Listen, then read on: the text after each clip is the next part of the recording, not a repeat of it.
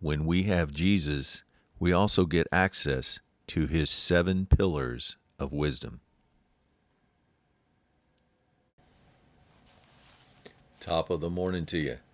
When we read Proverbs 9 with the eyes of love and a firm determination to get to know our God better, we see wisdom being personified again, this time as a woman. The point being, wisdom is alive and active like a person. As we saw in 1 Corinthians 1:30, this person is Jesus. In verse 1 of this proverb, it tells us wisdom, or Jesus, has built her house from the foundation up to the structure of 7 pillars.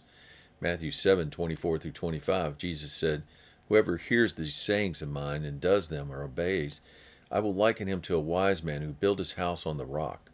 Of course, that rock in 1 Corinthians 10:4 is Jesus. "And the rain descended, the floods came, it did not fall."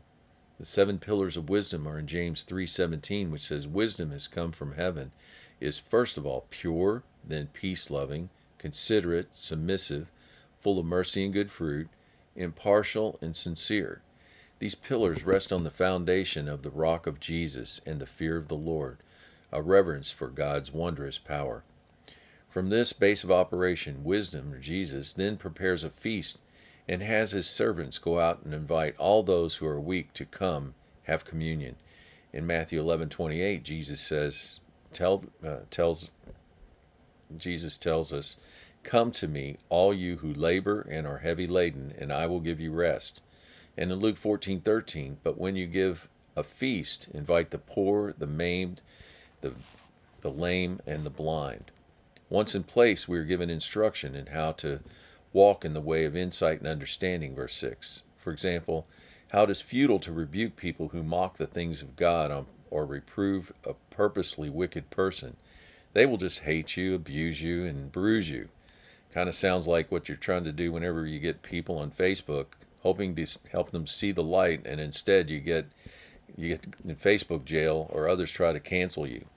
Wisdom says, "Save your rebuke and instruction for wise and righteous people." Verse 9 says, "They will love you for it, they will get wiser and increase in learning," which verse 11 says will give them a long life. Verses 12 through 18, wisdom tells us to stay away from sin and those who would tempt us. The word of encouragement: when we keep our focus on God and what he's doing, we develop the foundation for wisdom, and that is the fear of the Lord, holding God in awe and respect.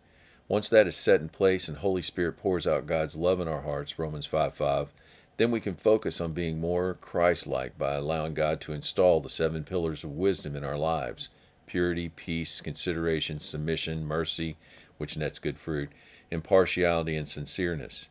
All this may seem overwhelming, but thank God he gave us a helper in the Holy Spirit. John 14:26. He teaches us all things and will bring to remembrance all the things Jesus said. Have a great day.